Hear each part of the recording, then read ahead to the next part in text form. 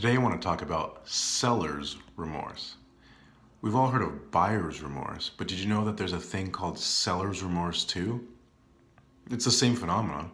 It's when you sell a product or a property and then suddenly you realize, oh man, I could have asked for more, or that deal could have gone this way, whatever. It's the same thing. But we often don't think about it on the seller's end. One of the good ways to avoid seller's remorse is to do your homework ahead of time. A lot of us, we want to sell a house. We kind of just think up a number in our head. We call a realtor. We say, hey, do you think this number sounds great? They say, fudge it here or there based on their market analysis. And then we just go for it. Well, first of all, hopefully your realtor's not just fudging it.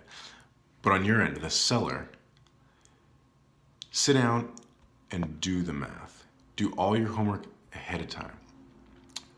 What do you actually need out of this property? Sure, your title company can get with your lender and figure out what you need to do to pay off your mortgage, but that's not the full picture. You and only you, not your realtor, the title people, your lender, knows what you need to get out of this property.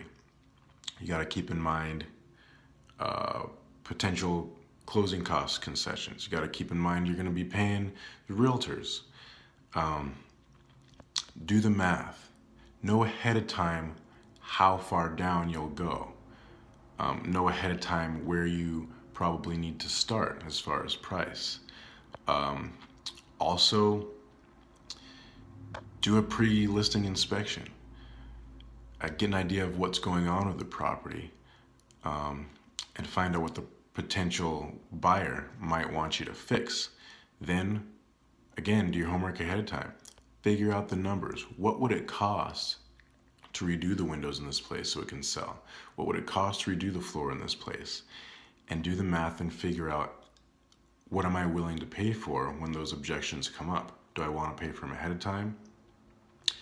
Or do I want to hope they don't come up?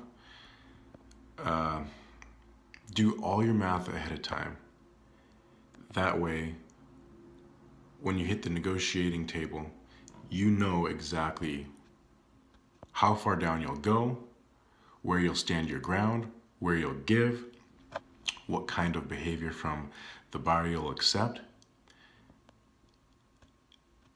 And if you have those standards set for yourself and your realtor ahead of time, then you won't allow yourself to make an emotional, whimsical decision that you regret 5 minutes after signing on the dotted line.